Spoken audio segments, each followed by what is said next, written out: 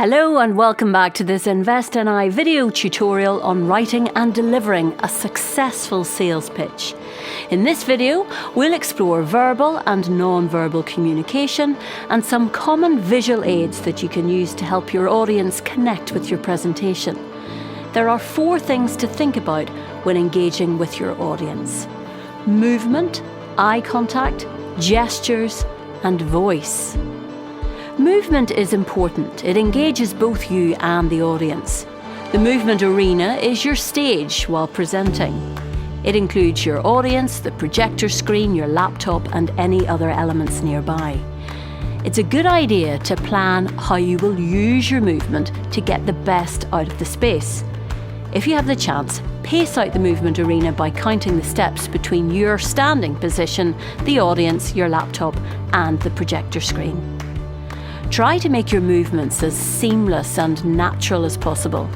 Use the pace of your voice to set the pace of your movements. Take your time and remember to breathe. This will help with any nerves. You can blank your PowerPoint presentation at any time by pressing the B key. This will allow you to pause your presentation, open up your movement arena, and redirect attention to what you're saying. Try to maintain good posture throughout your presentation. You'll look and feel poised and confident, and it will help you manage your breathing. Make eye contact with members of the audience. That will draw them into your presentation. Ensure that your eye contact is balanced to include them, and be careful not to focus on any one individual for too long. You may make them feel uncomfortable.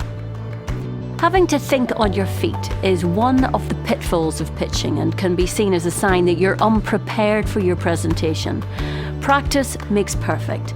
Practice your presentation thoroughly to ensure that you've mastered the content and are free to maintain eye contact with your audience. We frequently use our hands to support what we're saying. Thinking through how you use gestures to communicate can enhance your pitch. Position your hands in the box at the beginning of your presentation. This is a space no higher than your shoulder and no lower than your hips. Let your hands flow in rhythm with your words as you warm to your topic. Keep your hands free. Don't hold paper, pens, or the slide clicker. Avoid putting your hands in your pockets, clenching your fists, or pointing. Think about how you sound to your audience. Being heard is clearly essential. Remember that your presenting voice may have to be louder than your day-to-day voice. It's normal to use non-words, ums, ahs, and ers in your everyday speech. Try to keep them to a minimum in your presentation. Emphasize keywords and messages. This simple technique will help your audience identify the key themes of your pitch and keep them engaged. A pause can add a great deal of value to your message. Not only does it give you a chance to breathe and center yourself, it also allows your audience to reflect on key points and helps to separate one section of your pitch from the next. Use them strategically.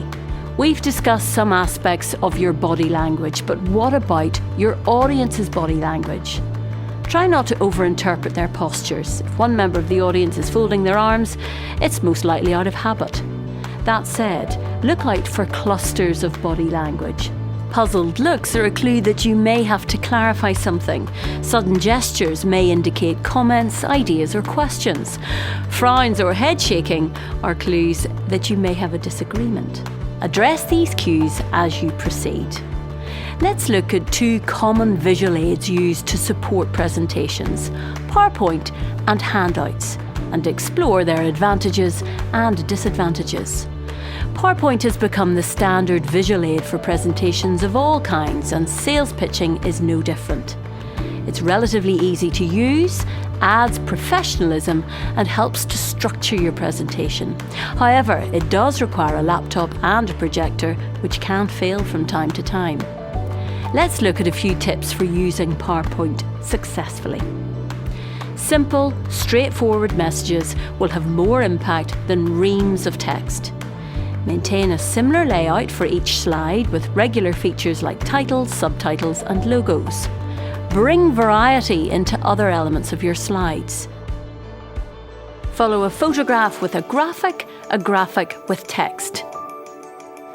Being prepared to present your PowerPoint presentation is just as important as the delivery of your pitch. Here's some tips to help you prior to the presentation. Get in early and set up in advance. Check that your equipment is in working order. Check the lighting. Can your audience read the slides on the projector screen? Manage your space. Is your movement area clear from cables? How will you change your slides? With a clicker or the keyboard? As you're presenting, remember that the laptop and the projector screen are showing the same thing. Refer to the laptop, not the screen. The alternative to a PowerPoint presentation is a handout. This is a great tool to help you communicate complex ideas and provides a record of your pitch for your audience to take away.